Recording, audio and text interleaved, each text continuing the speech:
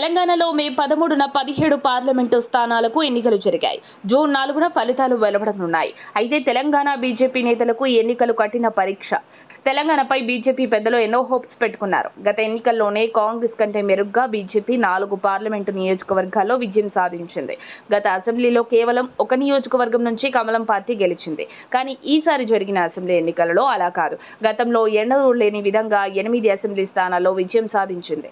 దీంతో కాంగ్రెస్ కి తామే పోటీ అన్నట్లు నిరూపించుకుంది. కొంచెం కష్టపడితే తెలంగాణలో గెలవటం ఈజీ అని భావించిన అగ్రనేతలు ప్రధాని మోదీ నుంచి అమిత్ షా, కేంద్ర మంత్రులందరూ ఎక్కువసార్లు రాష్ట్రంలో విస్తృతంగా పర్యటించారు. ఇప్పుడు ఎన్నికలు ముగిశాయి. ఇక ఫలితాల కోసం వచ్చే నెల 4 వరకు వెయిట్ చేయాలి. దక్షిణ భారతదేశంలో కర్ణాటక తర్వాత బీజేపీ అత్యధిక స్థానాలు గెలుచుకునేది తెలంగాణలో మాత్రమేనని ఢిల్లీ అధినాయకత్వానికి నమ్మకం. అందుకే ఇక్కడ నేతలకు గత కొన్నేళ్లుగా పార్టీలోనూ ప్రభుత్వంలోనూ ప్రాధాన్యత ఇస్తూ వస్తున్నారు.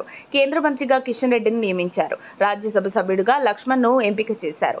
అంతేకాదు ఇంద్రసేన రెడ్డి, దత్తాత్రేయ లాంటి బిగ్ లీడర్స్ కు గవర్నర్ గిరి లభించింది. ఇన్ని పదవులు ఇచ్చింది పార్టీని మరింత బలోపేతం చేయడం కోసమేనన్నది అందరికీ తెలిసిందే. అందుకే ఈసారి తెలంగాణపై ఆశలు ఎక్కువగా పెట్టుకుంది. కనీసం 8 నుంచి 10 లోక్సభ స్థానాల్లో గెలవాలన్న లక్ష్యాన్ని నేతలకు నిర్దేశించారు.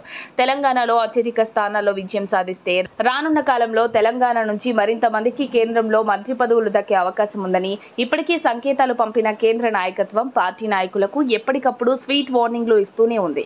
గత ఎన్నికల్లో గెలిచిన స్థానాలతో పాటు మరికొన్ని స్థానాలు కమలం ఖాతాలో పడాలని ఈసారి ఇతర పార్టీల నుంచి వచ్చిన నేతలకు ఎక్కువగా టికెట్లు కూడా కేటాయించారు. గెలుపే లక్ష్యంగా అభ్యర్థులను ఎంపిక చేశారు. ఆర్థికంగా, సామాజికంగా మాత్రమే కాకుండా ఓటు బ్యాంకును పెంచుకునే విధంగా హైదరాబాద్ వంటి నియోజకవర్గంలోనూ ఈసారి విలక్షణమైన వారిని ఎంపిక చేస్తుంది. ఈ ఎన్నికల్లో మెజార్టీ స్థానాలు గెలవకపోతే మాత్రం తెలంగాణ బీజేపీ అధ్యక్షుడు కిషన్ రెడ్డి సహా సదరు నేతలను ఖచ్చితంగా పార్టీ నాయకత్వం పక్కన పెడుతుందన్న ప్రచారం జరుగుతుండటంతో అందరిలోనూ అదే టెన్షన్ నెలకొంది. మరి చివరకు అధికార కాంగ్రెస్ దూకుడు ముందు తెలంగాణ బీజేపీ నేతలు ఏ మేరకు సక్సెస్ అవుతారన్నది చూడాల్సి ఉంది. సిట్టింగ్ స్థానాల్లో కూడా గెలిపించుకోలేకపోతే కిషన్ రెడ్డి పోస్ట్ ఊస్ట్ అవ్వడం ఖాయంగా కనిపిస్తోంది. ఈ నేపథ్యంలోనే కిషన్ రెడ్డికి తాను గెలవాలి, తనతో పాటు మెజార్టీ స్థానాల్లో గెలిపించాలి. సో ఇప్పుడు కాంగ్రెస్ హవా ముందు కమలం పువ్వు వాడిపోకుండా కిషన్ రెడ్డి చూస్తాడా లేదా అన్నది చర్చగా మారింది.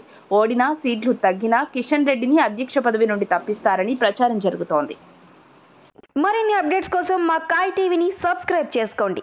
మా వీడియో కనుక మీకు నచ్చినట్లయితే లైక్ చేయండి, షేర్ చేయండి. మీ విలువైన అభిప్రాయాలను కామెంట్ బాక్స్లో తెలియజేయండి.